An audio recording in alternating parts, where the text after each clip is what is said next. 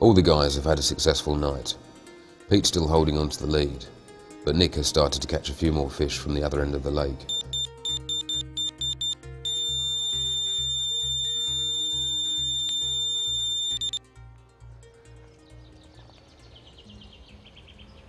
No, don't do that.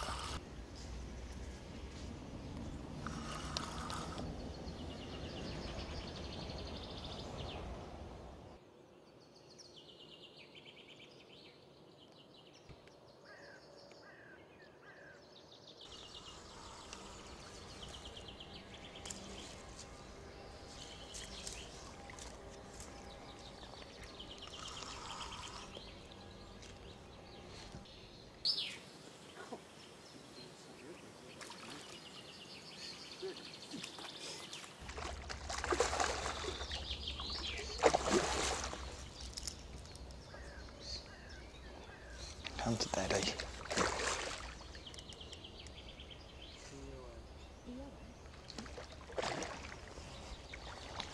He's done. Might be a 30. Nice one. Yeah, good man. Nice one, mate.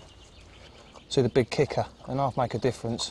Everyone keeps doing these little tiny shrink tube kickers, and the bigger they are, the better it works. Yeah. On the Sewn and that, I use a size 4 with a length of a kicker, like twice the length of the hook. It looks ridiculous, but it absolutely nails them every time. That's right in the centre, isn't it?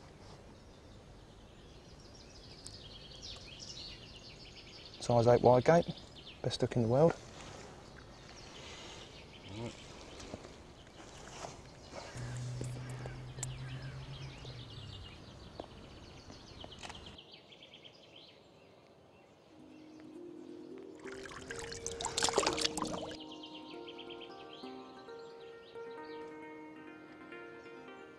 Lee's into yet another fish. It seems that his accurate baiting technique is starting to pay off.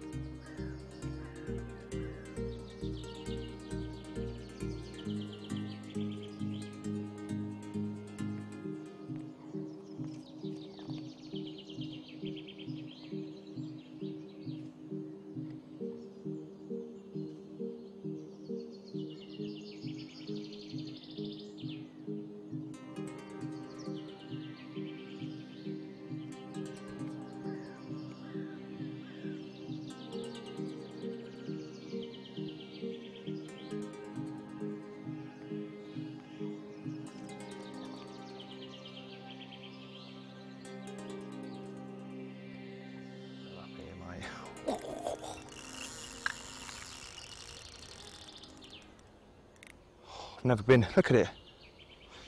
Savage.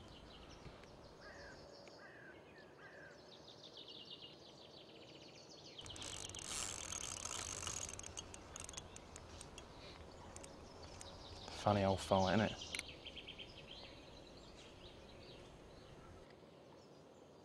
No, it's good. 30, I think. Come to Daddy. Yeah. Hey! Good angling. Very good. No, definitely, that was good. There's something endearing about them old warriors sometimes, isn't there? You know? I spent my life fishing for them, Pete. Yeah. You know, I don't fish for big carp anymore just because so many people are at it. And even when I do come abroad, I still fish for these old, you know, I search out the old ones. They mean a lot. You know, they're a bit battle scarred and bruised and... Oh yeah, he is. Yeah. Sling off, isn't it? 34 pound. Oh wow. In the sling. So he's going to be 33. Yeah. Nice one, Nick.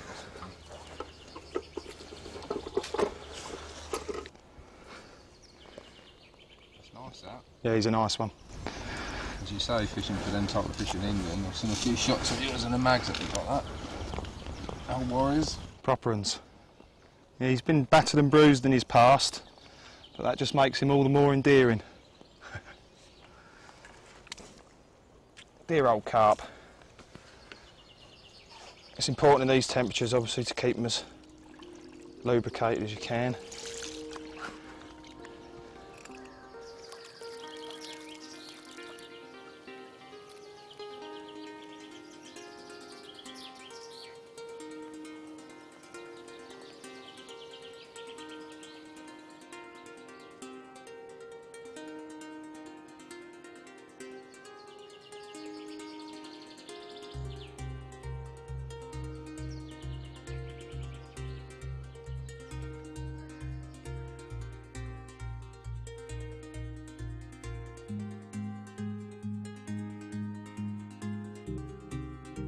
A carp angler is the type of person that looks for new ideas, tries them out when they come to him, and watches closely to see their effect.